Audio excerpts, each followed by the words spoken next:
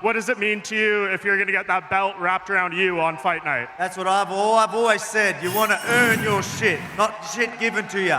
He took advantage of taking a photo with the belt, and Ilia Topouria is delusional. Now, as you guys just saw, Ilia Topouria decided to go ahead and take Alexander Volkanovski's belt, kind of like Conor McGregor did to Jose Aldo back in the day. And I just think that this is not a good thing for Ilia Topouria. Now, I will be picking Ilia Topouria to beat Alexander Volkanovski. I would like for Volk to prove me wrong, but regardless, a lot of people are saying, this fight reminds them of Conor McGregor, Jose Aldo, it gives them shades, flashbacks.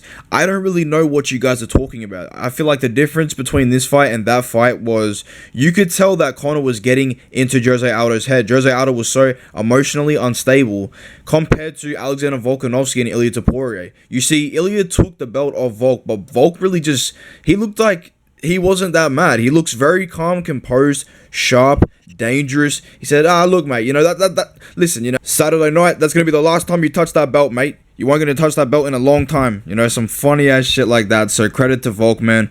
But regardless, we're going to be talking about what happened at the press conference, giving a quick recap. This wasn't the best press conference, but I really feel like it was pretty fun. We had some great moments with Merab Dvalishvili, but not much else to say. So Alexander Volkanovski does get asked about his suit, and he says, look, the people loved it. I wanted to bring it out and show something new. And straight away from that point on, John Morgan asks another question of Volk and says, look, every other opponent you faced, they respected you. But do you feel a little bit angry with the lack of respect you are receiving from Ilia Topouria? And Topouria just out of nowhere goes, shut the fuck up. Hey, everybody, shut the fuck up. Like, he's just telling everybody in the crowd to shut up. And it's pretty funny. He's really stirring the pot. Ilia said, don't compare my resume to Volk's. He genuinely said, don't compare my resume to Volk's. And I'm like, what the hell, bro? Like, that's when I knew. I'm like, you're straight up delusional, my guy. Don't even compare me with his past opponents. And from that point on, Ilia is just telling the crowd to shut up, and Volkanovski says, I think this old man needs to whoop some ass this Saturday, and it's pretty funny. But we go from there. Ilia Topouria really started just yapping at Alexander Volkanovski, telling him, hey, you look so fucking old in that suit, and I'm gonna retire you. You know what I mean? Really going off at Volk, and it was just crazy, man. It was crazy. And Volk says, all right, you want to say that? You want to say that to me? Look, on Saturday night, I'm not going to be looking old. I'm going to be looking lean and mean, and I'm coming to take your head off. And I was like, damn, bro. Hey, I won't be looking like this Saturday night. Saturday night, I'm going to be lean and mean. Coming for your head. I'm like, Volk is coming for this fucking defense, bro. He does not care, bro. Like, he wants to whoop Ilia Topouria and prove something. But from that point on, guys, Ilia asks Volk, he says, hey, you see that belt right there? Volk goes, yeah, what about it, mate? Ilia's like, that's the last time you're gonna ever fucking see that belt. And I was just like, alright, bro, this is what you gotta do for the promotion leading up to the fight. But it's pretty funny. And then out of nowhere, Alexander Volkanovski 10-8 Ilia Topouria, on my opinion, on the mic. He says, look at this Conor McGregor wannabe. This guy's acting so hard. This guy just wants the red panty night, and it's just like fucking funny. I think Alexander Volkanovski has got some underrated fucking skills, man, on the mic. But we move on to Merab Dvalishvili. I'm pretty sure Merab gets asked a question about, how are you going to win on Saturday night and blah, blah, blah. Merab says, hey, Anaheim, so good to see you. And out of nowhere, he just says, yes, I'm going to win. And I'm going to win for the Mexican people. And he starts praising Mexican people. That's going to happen. I'm going to be winner of February 17th. And I'm going to make Mexican people happy. Because Mexican people needs to represent Mexican flag.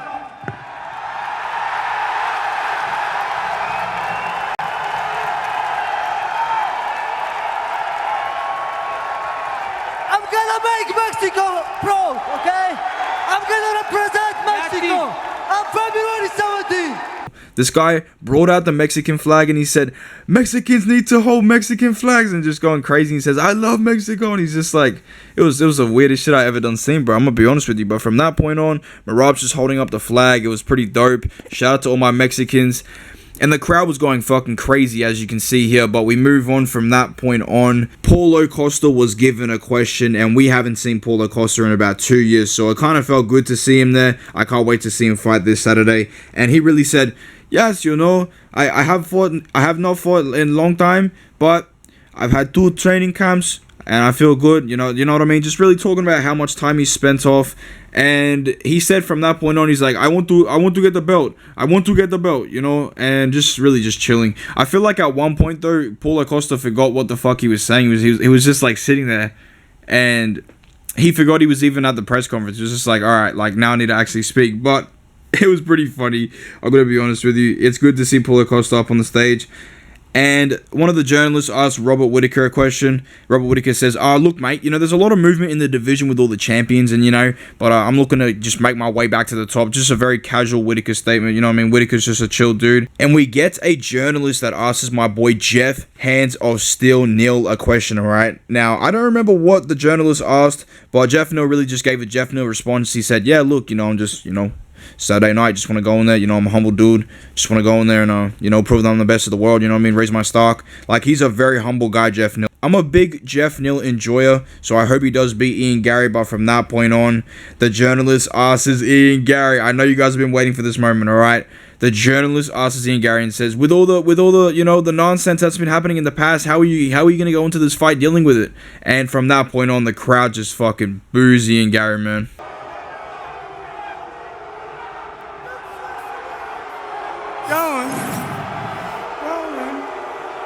Every single one of you is talking about me. Every single one of you is here to see me. I'm gonna get my hand raised Saturday night and I'm gonna silence every single one of you. I'm gonna do what I do best. I'm gonna show up, I'm gonna show out, and I'm gonna get my hand raised in spectacular fashion. That's it. That's my only job.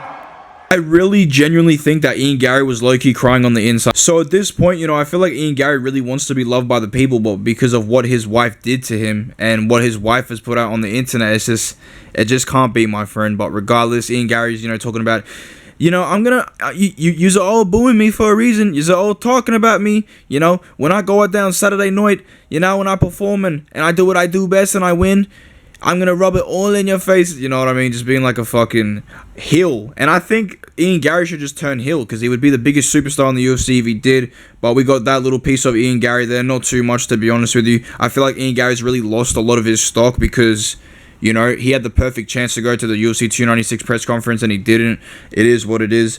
But we move on to the next segment to do with Ian Gary. I thought that was it. I thought that was everything we had discussed. But apparently a journalist asked Ian Gary, you know, are you going to shake hands with Jeff Neal on Saturday night? Because, you know, we all know that these two have beef. I wouldn't say beef, but Ian Gary, you know, did a prick move, put Jeff Neal's mugshot on a t-shirt. And Jeff Neal, being an absolute giga chad that he is, he just said, you know, man, that's just shit, man. You know, who cares? You know what I mean? Who cares? And he's a very humble guy, man. I got to give it to Jeff Neal. He didn't really even care. But Ian Gary's kind of like fucking begging Jeff Neal for a handshake. He's like, on Saturday night, I'll shake anybody's hand that fights me. So Jeff, will you shake my hand? And then Jeff's like, what? Like, what'd you say? Because he didn't hear him. Question for both of you guys. Will you, after everything that's been said, will you shake hands after the fight? I'll shake hands with any man that's willing to stand there in the octagon with me. That's simple as. Maybe. Jeff, I'll shake your hand if you're willing to shake mine. I'll shake your hand if you're willing to shake mine. I got you, bro. There you go. And then Jeff's like, all right, yeah, I'll shake your hand. You know what I mean? Jeff is a humble guy, man. I got to give respect to him. But from that point on, we have Paulo Costa talk about how he is going to get the next title shot, which I completely disagree with. I don't think he gets the title shot at all. I think this guy is yapping. Paulo, you seem really confident that the fight after this, if you win on Saturday, that you're going to be fighting for a belt. Why are you so confident? Has there been any arrangements between you and the UFC? Have you heard that you're going to be going for the belt after this? Não tem outro caminho, esse é o caminho. Vencendo o Inter, que é o caminho cinturão. There is no other way. The only way is, after beating him, is fight for the belt. This is my goal. Bruh. Our last couple of things, guys, that we had. Volkanovski gets asked a question about UFC 300, I believe, or just being active in his career. And Volk, you know, out of nowhere just says, look, you know, after this fight, when I win, you know, UFC 300 might be around the corner, might be able to get in there, and I wasn't joking about that too. I'm going to show you the clip now. I might have to hit him up about, like I said, I plan on doing work this weekend, and I don't know if they've found something for UFC 300. Maybe I can go and save the show there as well. I ain't lying about that. Like I said, this old man's got a lot of dog left in him, so For the UFC let's 300, go. you're gonna still being in the hospital, be recovering. Trust me. Hey, don't interrupt Abuelo when he's talking. Abuelo is talking. Couple more days. Couple more days. Ilia Topouria then says to Alexander Volkanovski, you will not be able to fight on UFC 300 because I will put you in the hospital. You won't be able to get out in time, which I thought was pretty funny. And then Volk says, hey, listen to the dweller, hey? Listen to the dweller. Listen to the old man, you know what I mean? Just talking shit. It was pretty funny, and it was just hilarious. We get to the craziest part of the press conference, guys, alright? We had Volkanovski, talking about how Ilia Topouria got a photo with the belt, before the press conference, and Volk said, look, he had an advantage getting a photo with my belt, but after Saturday night, it's not going to happen at all. You know what I mean? He's not touching his belt. And from that point on, Ilia Topouria grabs this man's fucking belt, does not give two shits, really tries to reenact the Conor McGregor segment with Jose Aldo, which I thought was kind of cringe. I mean, Conor McGregor at this point has really just inspired all these newbies in the game. But it does, get some promotion out there. It's pretty funny. But look at Alexander Volkanovski, man. This is one thing that I've got to talk about. Couple more days.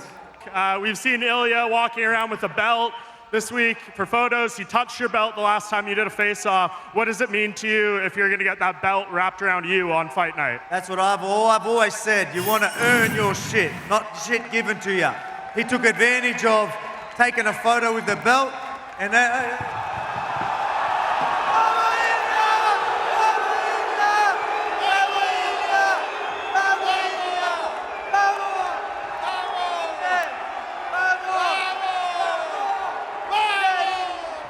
I said, you may as well take advantage of it now. You're never going to see it again. Not until I teach you a lesson. Maybe one day you can be a great champion. I'm going to kick your ass first. You'll learn your lesson. Maybe you can bounce back after that. But till then, get your hands off my belt. Alexander Volkanovski looks calm, composed. He looks like a dude that does not give a single shit. His emotions are in display. Like, he's calm and collected, bro. The best attitude he could have going into this fight with a young, hungry up-and-comer that wants to get into his head. The difference between this fight and Jose Aldo and Conor McGregor, the trolling, is that Jose Aldo was riddled by Conor McGregor. Conor McGregor definitely got into Jose Aldo's head. You can see here Jose Aldo was just so tense and emotional. He was super angry at Conor McGregor, especially when he took his belt. But regardless, just look at Alexander Volkanovski, man. This guy looks super calm, composed, does not give a single shit. All he knows is he's just going to go do work on Saturday night and beat Ilia Topouria. And Topuria is, really trying to get into his head. But look at Volk, man. I keep saying this. Volk looks calm and composed. I think we might see a masterclass from Alexander Volkanovski on the weekend. And I'm extremely excited to see this fight. But guys, yeah, that's really about all that happened at the press conference. My key takeaways is that Marab is a based Mexican enjoyer, which I fuck with. I think that's pretty hilarious. Not only that, but Ilia Topouria is super delusional. This guy is talking about, don't compare my resume to Volk's. Don't compare my resume to Volk's. Like, what, bro? You beat Bryce Mitchell, fucking, like, Josh Emmett.